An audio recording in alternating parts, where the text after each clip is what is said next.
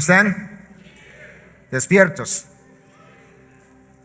Decía G.K. Chesterton, un gran pensador inglés, que la cosmovisión de todo el mundo cambia después del almuerzo. Entonces, venía con un poco de temor y temblor al pensar en qué estado los iba a encontrar, pero Justin yo creo que los mantuvo despiertos, y luego con la discusión con Francisco pues sirvió para mantenernos a todos expectantes.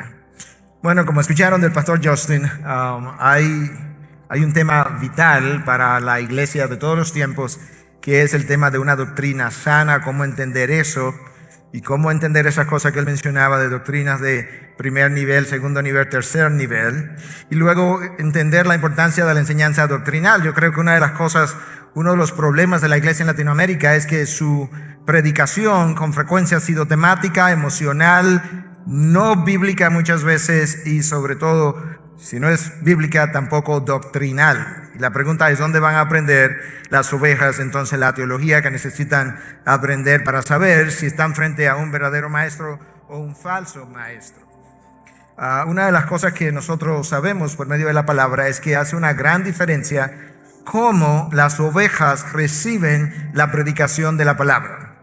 Y me refiero en particular a la carta de Pablo a la iglesia de Tesalónica. En el primer capítulo, Pablo comienza diciéndole que ellos eran una iglesia ejemplar, que su ejemplo de fe, su vida de fe, se había extendido por toda Acaya y aún mucho más allá, Macedonia y aún más allá, hasta el punto que él no tenía nada que decir a favor de ellos porque ellos habían aprendido tan bien, y por otro lado tenían un testimonio tan extraordinariamente bueno que la gente misma los defendía, dicho en pocas palabras y diferentes palabras.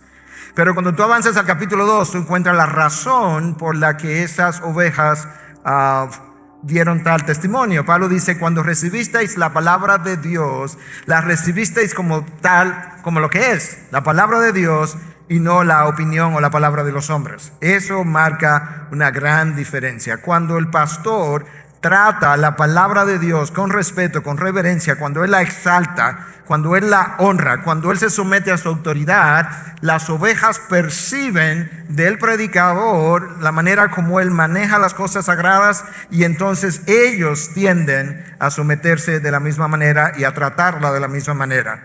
Lamentablemente, en Latinoamérica, yo he estado casi en todas las naciones de Latinoamérica, con 3 o 4 excepciones, esa no es la manera como la palabra ha sido tratada.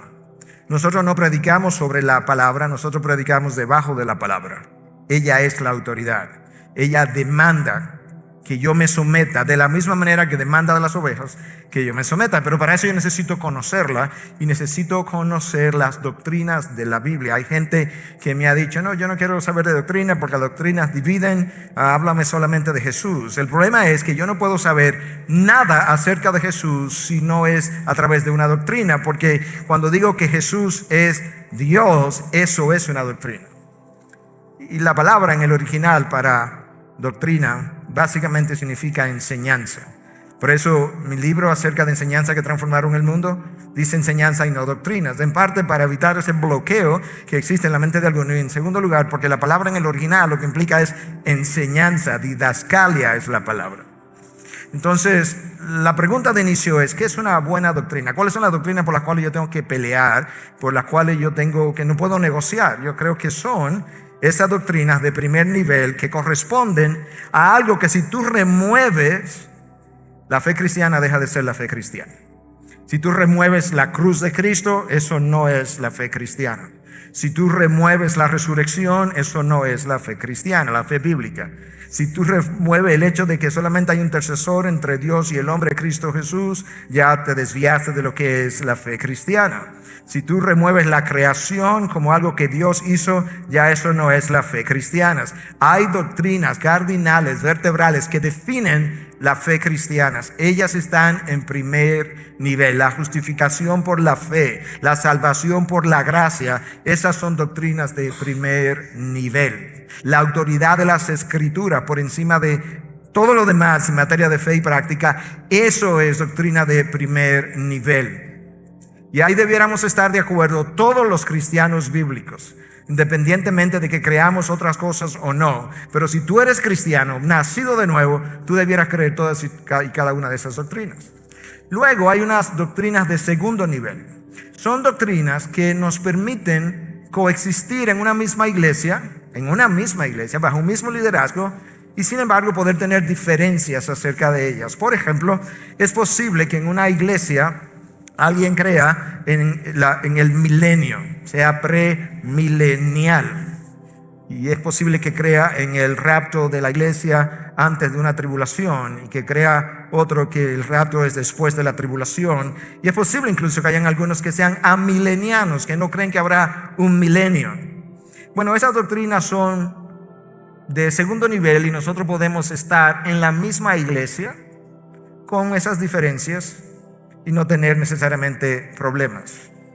En nuestra iglesia hay gente amilenial, y sin embargo nosotros no somos amilenianos, pero no tenemos problemas con eso. A la hora de enseñar, sí enseñamos lo que la iglesia ha abrazado, pero puedes estar ahí y puedes formar parte incluso de ministerios. Luego hay doctrina de tercer nivel, que son importantes, todas son importantes, pero esa doctrina de tercer nivel no nos permiten ya trabajar juntos en una misma iglesia. Nos permiten trabajar juntos en una coalición por el evangelio, pero no nos permiten ya estar juntos en la misma iglesia. Y eso es, por ejemplo, el bautismo de infantes. Nosotros creemos que el bautismo es de creyentes después de haber creído. Sin embargo, los presbiterianos entienden que los niños pueden ser bautizados y deben ser bautizados no para salvación, como lo cree la iglesia de Roma, pero sí como una señal de bienvenida a la familia de Dios. En la coalición por el evangelio hay bautistas que creen en el bautismo de creyentes y hay presbiterianos que creen en el bautismo de infantes, sin embargo no para salvación. Bueno, ya ahí no pudiéramos estar en la misma iglesia, porque para la membresía de las iglesias que creemos en el bautismo de creyentes, tú necesitas ser bautizado después de haber creído, y ya no podrías entonces, teniendo esa otra concepción del bautismo, ser parte de la misma iglesia. Pero podemos trabajar juntos como estamos trabajando en coalición, en la parte anglo como en la coalición en español. Entonces, si yo quisiera saber, pastor, ¿me puedes resumir rápidamente cuáles son doctrinas no negociables? Yo creo que los reformadores hicieron un trabajo extraordinario en resumirnos todo eso en 5 frases. Sola Escritura, la palabra de Dios, como la máxima autoridad en materia de fe y práctica, eso es una doctrina no negociable. Sola Fide, salvación solo por fe en Cristo Jesús, no negociable. Sola gracia, salvación solo por gracia, o por gracia a través de la fe, eso no puede ser negociable. Si negocias eso, entonces ya nosotros no estamos viendo la Biblia de la misma manera. Salvación solo en Cristo, solo Cristo, eso no lo podemos negociar. La salvación debe ser solo para la gloria de Dios. No importa si tú eres bautista, pentecostal, presbiteriano, metodista, episcopal, si eres nacido de nuevo y tienes una doctrina sana, bíblica, esos 5 pilares deben formar parte de lo que tú crees, de lo que tú abrazas, de lo que tú vives, de lo que tú enseñas.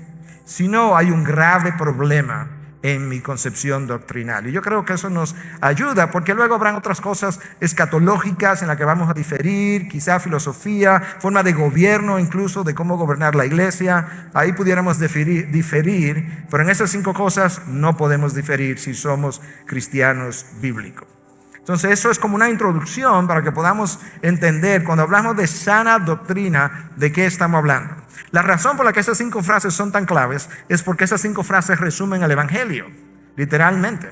El evangelio es la vida de Cristo, la obediencia de Cristo a cabalidad, la muerte de Cristo por el pecado, la resurrección de Cristo conquistando la muerte, pero todas ellas apuntan a ese evangelio.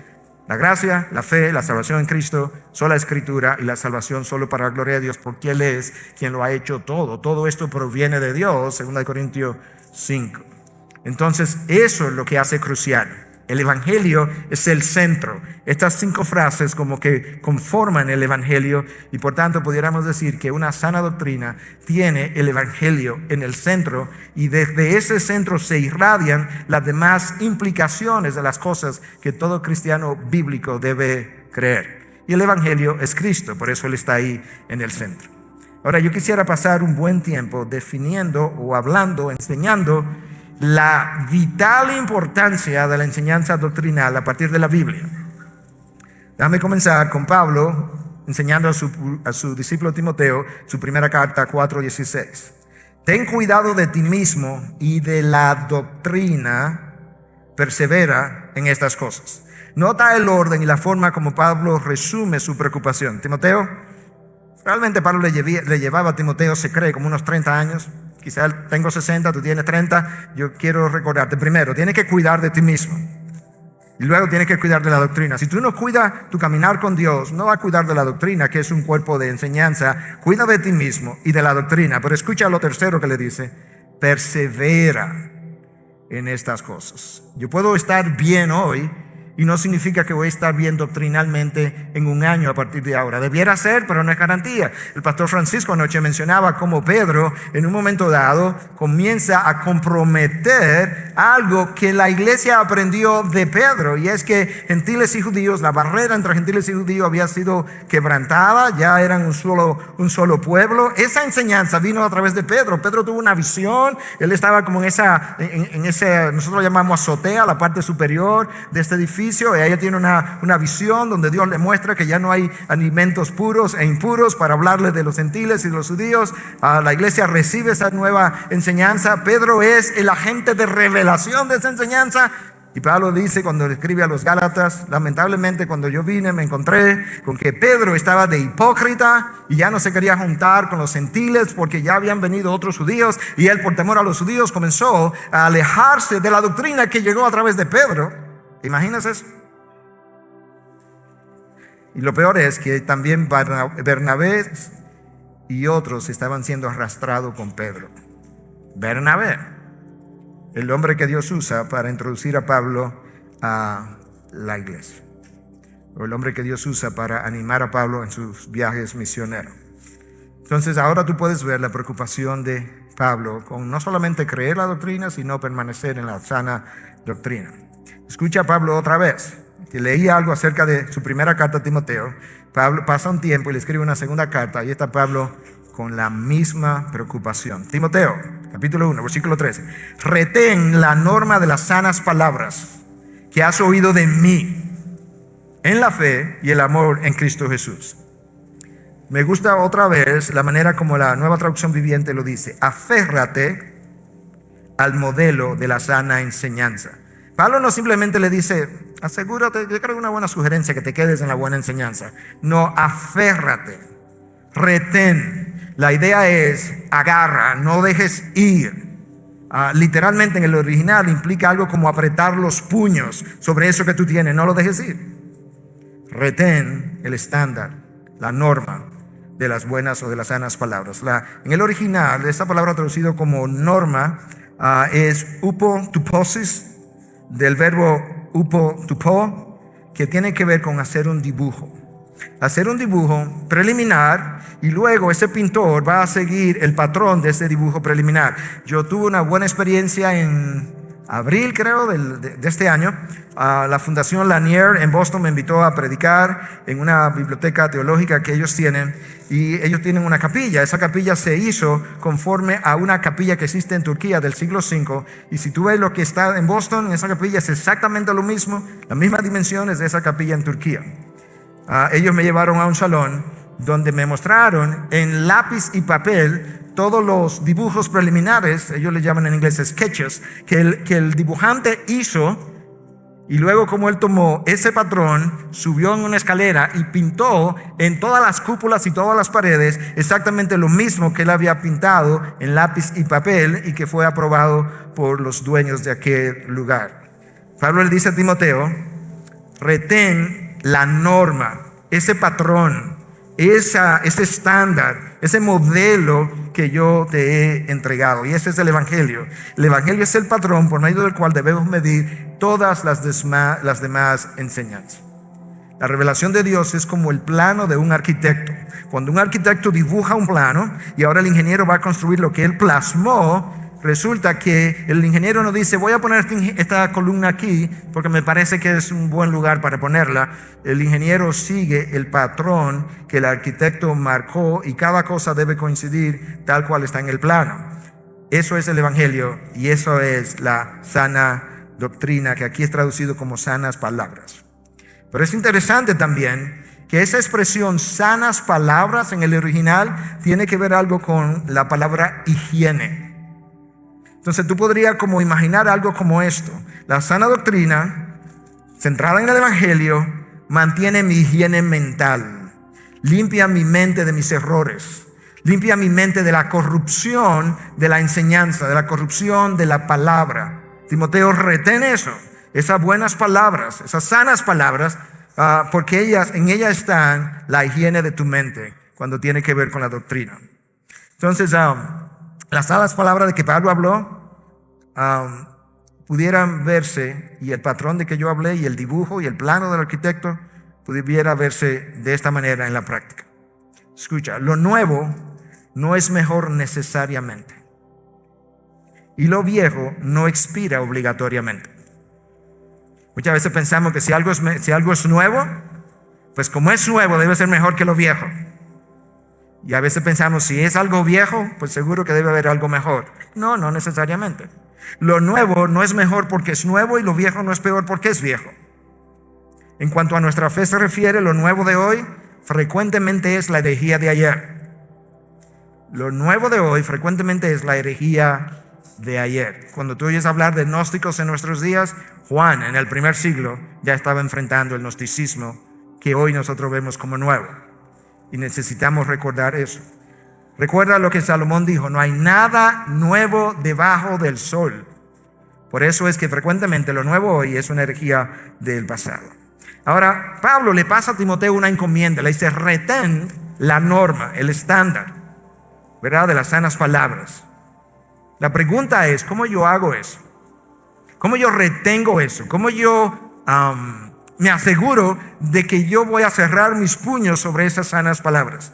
Pablo le dice a Timoteo, en el mismo versículo, déjame leértelo, en el mismo texto, déjame leértelo un versículo detrás de otro. Escucha, el primer versículo, versículo 13 de 2 Timoteo 1, que ya te leí, dice lo siguiente: retén la norma de las sanas palabras que has oído de mí en la fe y el amor en Cristo Jesús. Ahora viene el cómo yo hago eso. Escucha, versículo 14: guarda mediante el Espíritu Santo que habita en nosotros el tesoro que te ha sido encomendado. Escucha la traducción de la NTV: guarda con sumo cuidado la preciosa verdad que se te confió. Aquí hay dos imperativos: retén, guarda. El llamado es, una vez más, no dejes ir. Pero yo voy a hacer eso confiando, dependiendo del Espíritu Santo que mora en ti. ¿Cuál es la labor del Espíritu si yo estoy caminando con Dios? Bueno, una de las cosas que yo sé es que el Espíritu ilumina el entendimiento. Me permite entrar a un texto y verlo con mayor claridad. No puedes hacer esto, Timoteo. No puedes estudiar, no puedes enseñar, no puedes predicar si no es dependiendo del Espíritu. El Espíritu Santo nos va a advertir de peligros haciendo uso de la palabra. Va a tomar lo que yo estudio en la palabra y lo va a aplicar a mi corazón, incluso antes de aplicarlo al corazón de la congregación. Eso es algo que si aquí hay algún predicador, yo le recomiendo, es que mientras estudia la palabra, continuamente pueda pensar de qué manera esta palabra se aplica a mi corazón antes de yo aplicar a la congregación. El Espíritu Santo nos va a producir en nosotros un tanto como el querer, como el hacer. El querer amar esto, como llevarla a cabo. El Espíritu Santo nos va a dar las palabras para defender el Evangelio cuando sea necesario. Timoteo, esto es como tú vas a a retener la buena doctrina. Tú dependes del Espíritu, de manera que cuando tú seas confrontado por alguien que no cree lo que tú crees, ten confianza en el Espíritu de Dios, que el que mora en ti te va a dar la habilidad y las palabras para defender lo que tú crees. El Espíritu Santo nos va a dar la gracia en el momento oportuno para enfrentar las amenazas. Nosotros nos sentimos atemorizados, a veces por las presiones sociales, a veces por cambios de leyes, a veces por un círculo social. El Espíritu Santo está ahí para hacer múltiples cosas, pero una de ellas es darte denuedo para que tú puedas profesar, expresar, vivir las buenas palabras, la buena doctrina. Nos sirve y nos da discernimiento para filtrar la verdad del error. El autor de Hebreos en el capítulo 5 dice que él habla de un grupo que solamente puede consumir leche, y está hablando de la palabra de Dios en ambos casos que voy a mencionar, y otro grupo que está listo para consumir alimento sólido. Entonces luego él termina en el versículo 11 diciendo: pero el alimento sólido solamente es para los maduros, que tienen los sentidos ejercitados para diferenciar lo bueno de lo malo, la verdad del error. Esa habilidad para hacer eso a través de la palabra depende del Espíritu de Dios. Por eso es que Pablo le dice a Timoteo: guarda estas sanas palabras mediante el Espíritu Santo que mora en ti. Entonces por eso es que yo tengo que depender del Espíritu de Dios todo el tiempo. El Espíritu que habita en nosotros guarda el tesoro que te ha sido encomendado. Eso es importante. En la antigüedad no habían bancos, de manera que la gente no podía ir a un banco a guardar su dinero.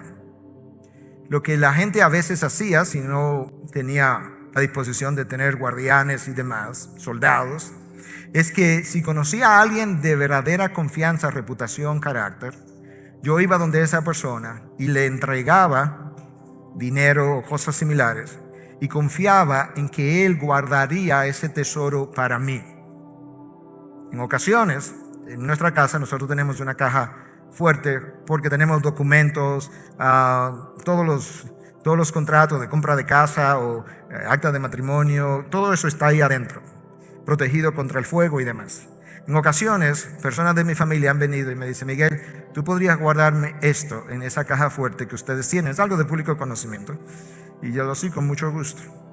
Cuando Pablo le dice a Timoteo que guarde el tesoro mediante el Espíritu Santo, en gran medida le está diciendo a Pablo: ese es tu garantía. El Espíritu que mora en ti es la garantía para que tú puedas permanecer en la verdad sin negociarla. Por tanto, tu vida tiene que depender del Espíritu de Dios. El Señor Jesucristo reconoció el valor enorme de ese Espíritu Santo para con nosotros cuando Él dice en Juan 14:26: pero el Consolador, el Espíritu Santo, a quien el Padre enviará en mi nombre, Él os enseñará todas las cosas y os recordará todo lo que os he dicho. ¿Escuchaste lo que Cristo dijo? Es conveniente que yo me vaya, le dice en otro momento, porque si yo no me voy, el Espíritu Santo no va a poder venir. Pero si yo me voy, el Consolador, Él será responsable de guiarlo, de enseñar todas las cosas, de aclarar, iluminar su palabra, de mostrarte lo que es doctrina sana y mostrarte lo que es error. E incluso te va a recordar lo que yo he dicho, le dice Pablo, le dice el Señor Jesucristo a los apóstoles. El apóstol Juan aprendió esa enseñanza, vio el beneficio de esa enseñanza y escucha lo que años después, ya casi al cerrar la Biblia, en 1 Juan 2:27, él dice: y en cuanto a vosotros, la unción que recibiste de Él permanece en vosotros, y no tenéis necesidad de que nadie os enseñe. Pero así como su unción os enseña acerca de todas las cosas, y es verdadera y no mentira, y así es como os ha enseñado, permanecéis en Él. Lo que Juan está haciendo, Juan no está desconociendo la necesidad de maestros. Pero Juan está viviendo en medio de un movimiento gnóstico que comenzó con los docetistas, que afirmaban que Cristo no había venido en la carne, sino que lo que vieron fue simplemente una imagen. Y ahora lo que Juan está diciendo es: hermanos, ustedes tienen lo que le enseñamos, pero ustedes tienen la unción es el Espíritu de Dios que recibieron. Y ustedes no tienen necesidad de que ninguno de estos nuevos gnósticos que aparecen venga a enseñarle nada, porque ustedes tienen lo que le enseñamos y tienen también el Espíritu de Dios, y Él es el que le está guiando a toda verdad. Eso es lo que Juan está diciendo. Y eso es lo que Pablo le dice a Timoteo que tiene que hacer. Tiene que confiar en ese Espíritu para tal cosa. Realmente el apóstol Pablo tiene, estoy guardando mi tiempo aquí, por eso el apóstol Pablo tiene un peso enorme por la doctrina, que a veces tú como que sientes su corazón acelerado, y yo le llamo a eso a veces entre nosotros taquicardia doctrinal. ¿Usted alguna vez ha tenido palpitación? Nosotros llamamos taquicardia. Digo, Pablo a veces tenía como taquicardias doctrinales, porque su insistencia es extraordinaria en las veces que él repite una y otra vez. Escucha, 2 Timoteo 1:14: guarda mediante el Espíritu Santo que habita en nosotros el tesoro que te ha sido encomendado. ha sido entregado. Cuando alguien me encomienda algo es para que lo cuides, y de ahí mi ilustración con la caja fuerte y lo que alguien me puede entregar para que yo lo cuide. En este caso se te entregó, pero Dios sabe que tú no eres lo suficientemente confiable para simplemente entregarte una verdad y desaparecerse. Dios te entregó la verdad y te entregó el guarantor, el garante sería la palabra en español, para que eso permanezca y tú permanezcas en la buena doctrina. Entonces ahora tú puedes ver a Pablo preocupado y tú pudieras decir, pero ¿por qué Pablo estaba tan preocupado? Bueno, Pablo vivió unos buenos años después que se convirtió, y en ese tiempo que él vio la tergiversación del evangelio, y él vio el levantarse de falsos maestros todo el tiempo. Esa es su preocupación. Es que esto no me lo han contado como una potencialidad, esto es algo que yo he vivido. De hecho, cuando él se despide de los ancianos de Éfeso en Mileto, recuerden lo que él le dice, es que después de mi partida se levantarán lobos rapaces de entre vosotros. Pablo no tenía lenguaje muy diplomático para los falsos maestros. Cuando le escribe a los filipenses, le dice que en Filipo hay perros, enemigos de la cruz. Yo no me atrevería a usar ese lenguaje, pero si la palabra lo usa, bien usado.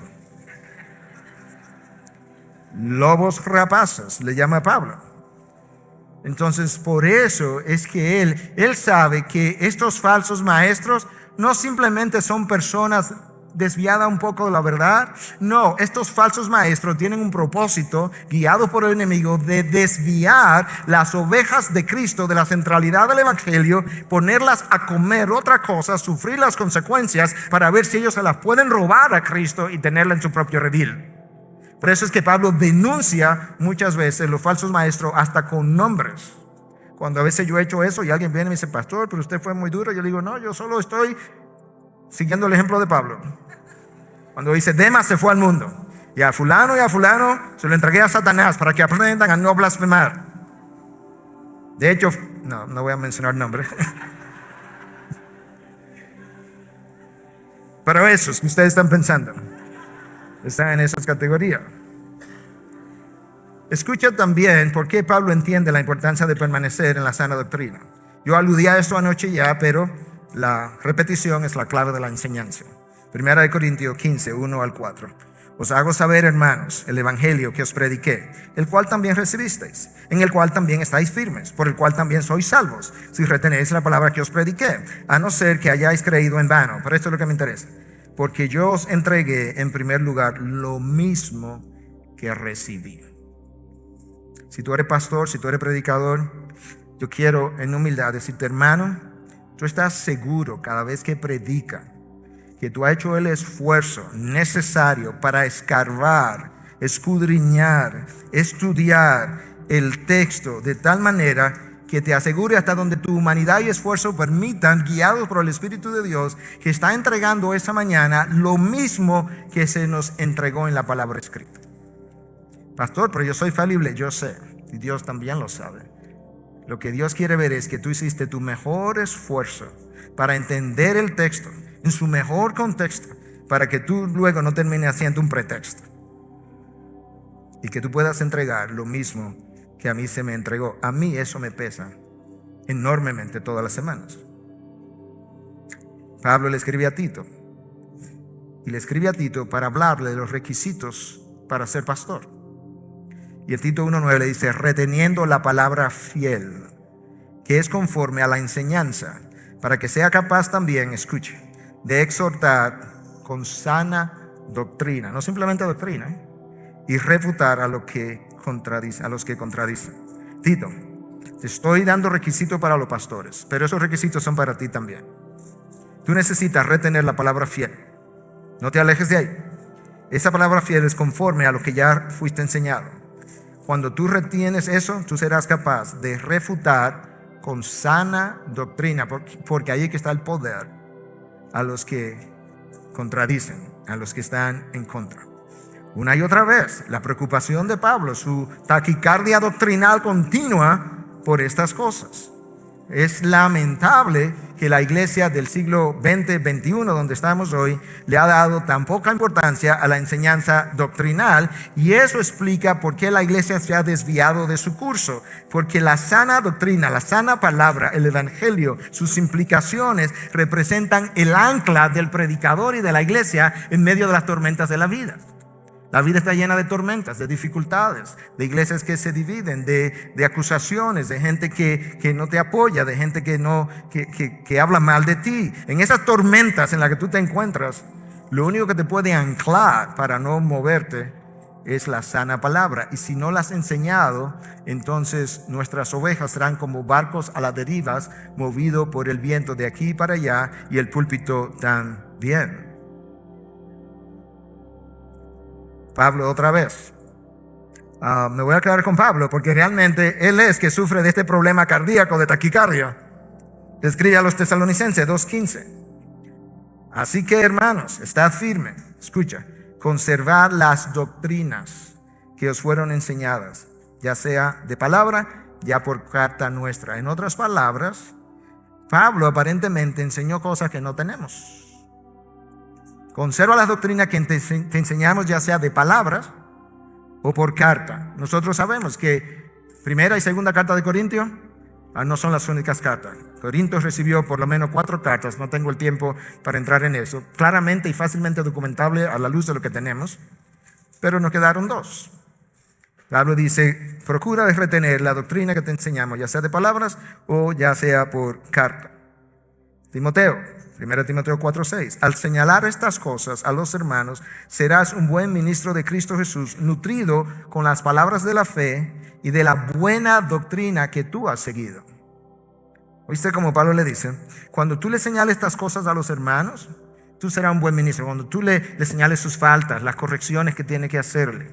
Pero tú tienes que hacer eso porque tú has sido nutrido con las palabras de la fe y de la buena doctrina. Yo no puedo hacerle señalamientos correctos, santos, piadosos a las ovejas si yo no conozco la doctrina. Porque le estoy haciendo señalamientos que tienen que ver con preferencias mías. Le estoy haciendo señalamientos que tienen que ver con mis gustos, quizá con mi cultura, con mi trasfondo familiar, con mi trasfondo denominacional. Pero no se trata de nada de eso. Se trata de poder hacer los señalamientos con una buena doctrina. Ahora, una de las razones por la que el púlpito se desvía con frecuencia es porque el púlpito no le ha dado el peso a la palabra de Dios que la palabra tiene. Número 1. Y número 2, porque nosotros vivimos continuamente bajo tentaciones. Les voy a dar un par de ejemplos. Nosotros vivimos bajo la tentación de enseñar aquello que es nuevo. Entonces, aquello que es nuevo, que produjo un buen resultado en tal iglesia, o aparente buen resultado, ahora yo quiero enlatar eso y de repente todo lo que le fue de éxito a la IBI, ese es el modelo para todas las iglesias, en todas las culturas, en todas las naciones. No. Eso fue algo que Dios hizo quizás en un momento con un liderazgo que tenía ciertos dones y talentos en una cultura X que puede funcionar en otros lugares, pero quizás no. Vivimos bajo la tentación de enseñar o hacer lo que llama la atención. Entonces de repente hay cosas que se hacen en el púlpito, en esta plataforma, que llaman la atención. Yo quiero hacer eso. Y nos volvemos imitones.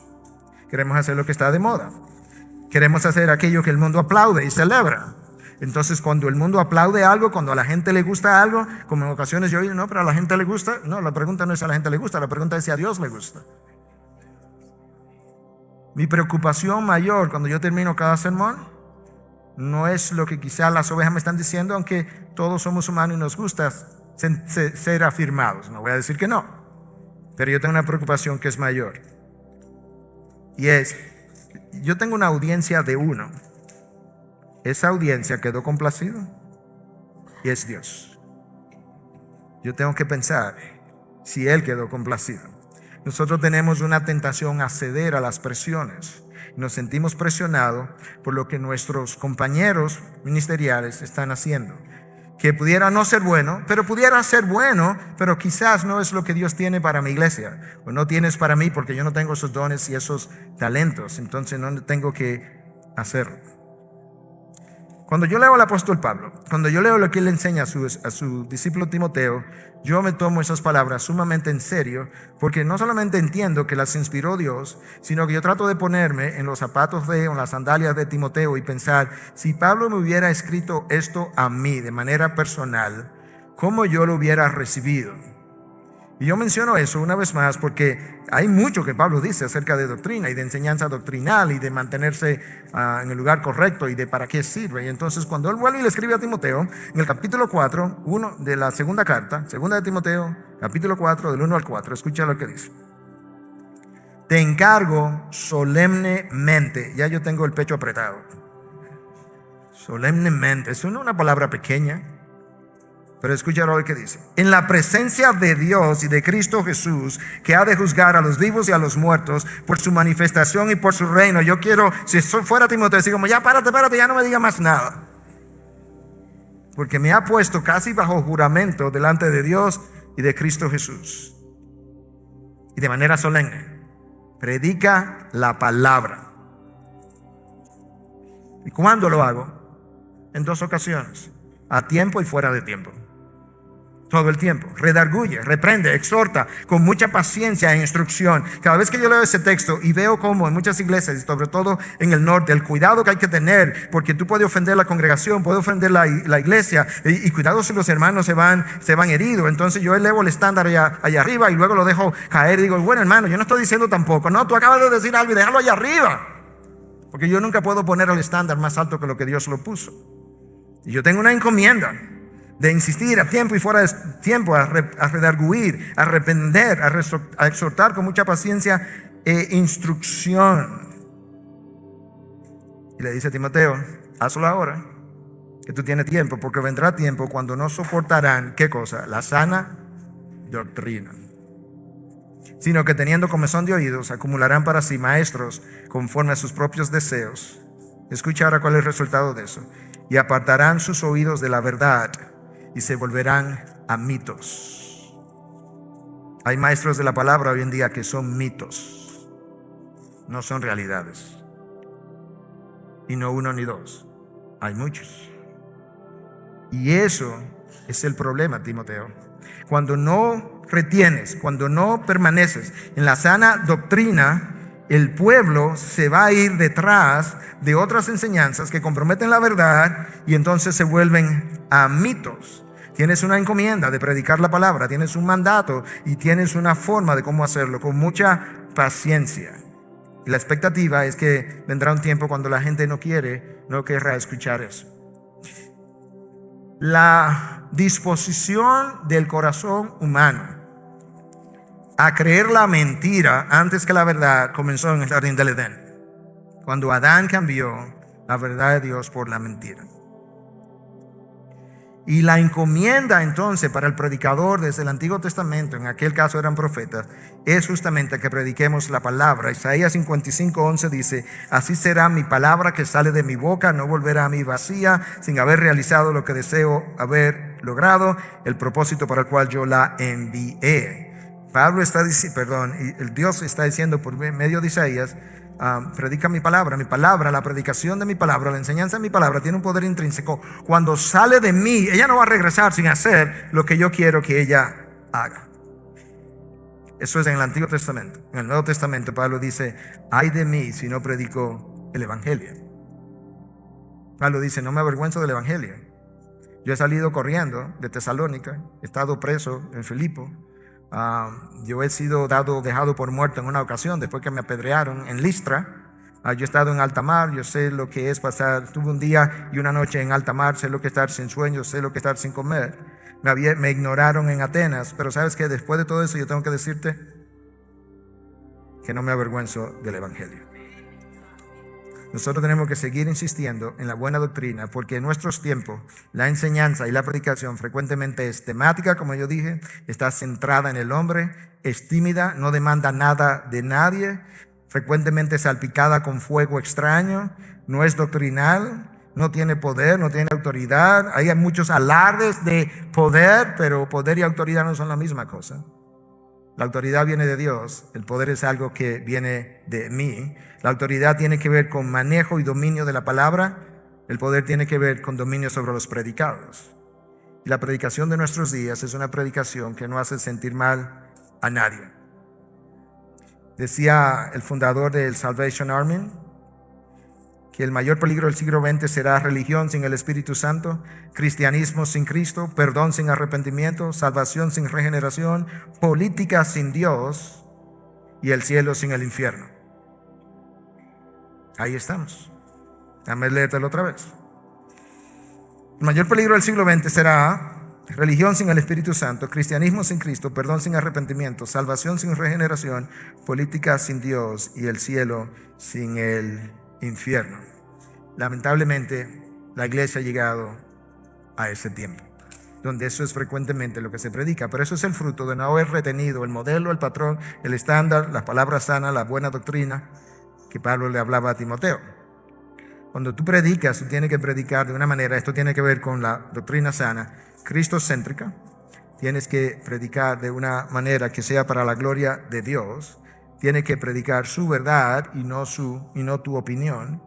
Tienes que predicar de una manera que la gente quiera cambiar a la imagen de Cristo, no a la imagen mía o del otro pastor. Y cuando exponga la verdad, cuídate de no esconder la gracia. Cuando exponga la gracia, cuídate de no esconder el carácter santo de Dios. Una oveja le dijo al pastor R.C. Sproul en una ocasión, cuando estaba más joven: R.C., yo tengo la impresión, ella estaba de visita, que mi pastor, cada vez que predica, quiere esconder de nosotros la santidad de Dios. ¿Por qué usted cree que eso pasa? Y yo no estoy seguro de lo que R.C. le respondió, pero si quiere esconder la santidad de Dios, es porque tú entiendes que la santidad de Dios es ofensiva para tus ovejas. Pero la santidad de Dios es parte de lo que yo necesito recordar, porque la buena doctrina es buena porque es santa. Es sana porque es santa, no de la otra manera. Ahora, lamentablemente, el pueblo de Dios en el pasado y en el día de hoy, como mencioné, está propenso a deleitarse más en el error que en la verdad.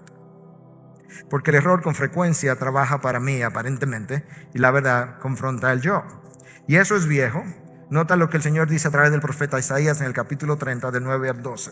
Esto es vital. Si tú nunca lo has leído, quizás lo has leído, quizás lo has escuchado, pero si no lo has escuchado, esto es vital lo que Dios dice. Porque este es un pueblo rebelde, hijos falsos, hijos que no quieren escuchar la instrucción del Señor, que dicen a los profetas: no veáis visiones, y a los profetas: no nos profeticéis lo que es recto. Escucha, de signos, palabras agradables, profetizar ilusiones.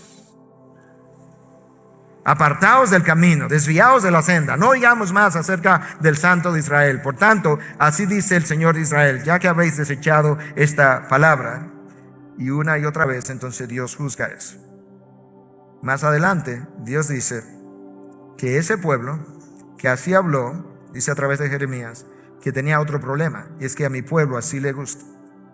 Dios dice en Jeremías, para ir cerrando, 23, versículo 28, el profeta que tenga un sueño, que cuente su sueño, pero el que tenga mi palabra, que hable mi palabra con fidelidad. ¿Qué tiene que ver la paja con el grano? He oído lo que dicen los profetas, que profetizan mentiras en mi nombre, diciendo: he tenido un sueño, he tenido un sueño. ¿Hasta cuándo? ¿Qué hay en los corazones de los profetas que profetizan la mentira, de los profetas que proclaman el evangelio o el engaño de su corazón? Porque tratan de que mi pueblo se olvide de mi nombre con los sueños que se cuentan unos a otros, tal como sus padres olvidaron a mi nombre a causa de Baal. El profeta que tenga un sueño, que cuente su sueño. El que tenga mi palabra, que hable mi palabra con verdad. ¿Qué tiene que ver la paja del sueño con el grano de mi palabra? Es el grano que cae a tierra y crece, la paja cae a tierra y ahí muere. Y a mi pueblo así le gusta, le dice Dios a Jeremías. Nosotros no solamente tenemos que predicar su palabra, nosotros tenemos que predicarla con precisión. Eso es lo que Pablo dice a Timoteo, y con esto cierro. Segunda carta 2:15. Procura con diligencia presentarte a Dios aprobado, como obrero que no tiene de qué avergonzarse, que maneja con precisión la palabra de verdad. ¿Notaste la secuencia de ideas? Procura primero, con diligencia. Esto no es algo como que si se dio bien y si no también. No, tú tienes que ser diligente, Timoteo. Y tiene que ser diligente en que tú no seas un obrero que te tenga algo que avergonzarte cuando te presente delante de Dios. Sí, Pablo, yo entiendo eso, pero ¿en qué cosa tú quieres? De esta manera, que tú manejas con precisión, la palabra ahí en el original es ortotomeo, que implica cortar derecho. Que tú cortes derecho, la Biblia de las Américas lo traduce como maneja con precisión la palabra de verdad. Si no manejas con precisión, si no cortas derecho la palabra de verdad, posiblemente tenga algo de qué avergonzarte cuando tú hayas predicado la palabra del Dios vivo a la iglesia de Dios, que es columna y sostén de la verdad, que esa es otra gran realidad, y es que la iglesia de Cristo es llamada por Dios columna y sostén de la verdad. Cuando la iglesia pierde la verdad porque negoció la verdad, dejó de ser columna y dejó de ser sostén de la verdad. Nadie tendrá la verdad entonces en toda la sociedad. Hay una sola institución que es columna y sostén de la verdad, sal de la tierra, luz del mundo, es la iglesia de Cristo. Si negocias la verdad, dejaste a la sociedad entera sin la verdad de Cristo. Wow. Y para no negociarla necesito manejarla con precisión, lo que implica tengo que estudiarla, escudriñarla, atesorarla, vivirla, revisarla, repetirla, aplicármela, y hacer eso mediante el Espíritu Santo que mora en ti para que guarde el tesoro que se te ha encomendado.